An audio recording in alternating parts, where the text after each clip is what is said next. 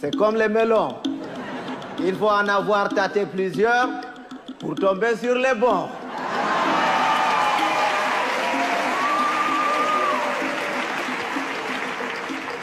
Tawan bondi de didi. To a waɗi bondi nde woore heƴi amma to a waɗi nde ɗiɗi ɓe takke ginnawol ɓe mure ɓe gartire ba bonbon. Ne sois pas bon deux fois. Une fois ça suffit parce que quand tu es bon une fois tu es bon et c'est bon. Mais quand tu es bon deux fois tu deviens bonbon et on te suce.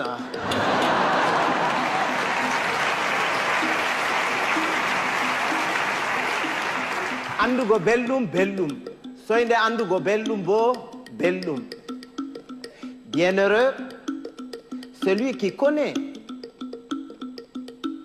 et qui vit dans le confort du bien-être et continue à s'en délecter. Bienheureux aussi celui-là qui continue à mener paisiblement sa vie dans l'ignorance totale du confort du bien-être et de son existence. ɓiɓɓe adama en potankal ɓe danwa ɓe mboja ɓe ɓalwa ko moyejo fu woodi har muɗum ha accata peetel.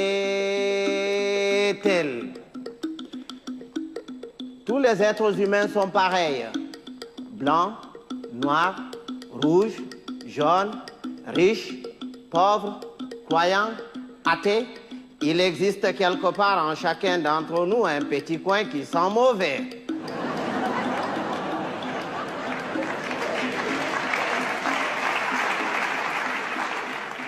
Voilà que tapotirgo nafata, narral buran, il ne sert à rien de se battre.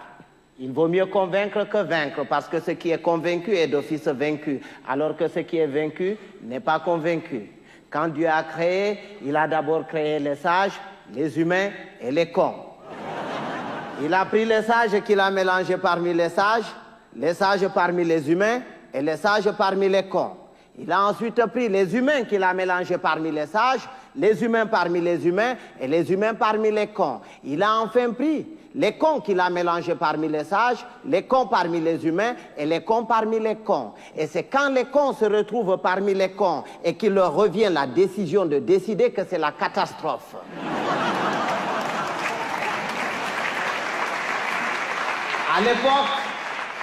À l'époque, quand il y avait 2 ou 3 cons dans un village, on les extirpait du village pour les confier à un sage afin de s'occuper de leur rééducation. C'est après qu'on les remettait dans la société.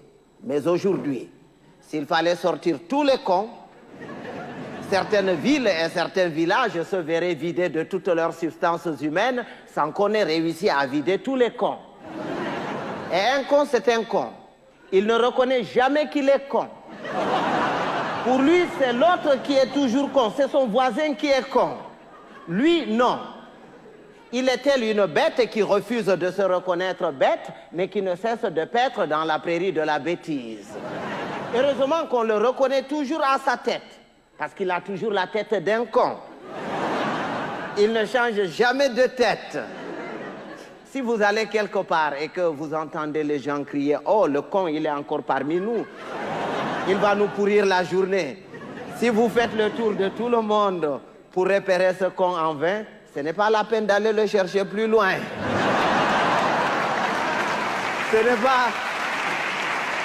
C'est pas qu'il y a plus de cons cette année que les années dernières, mais c'est parce que les cons de l'année prochaine sont déjà parmi nous.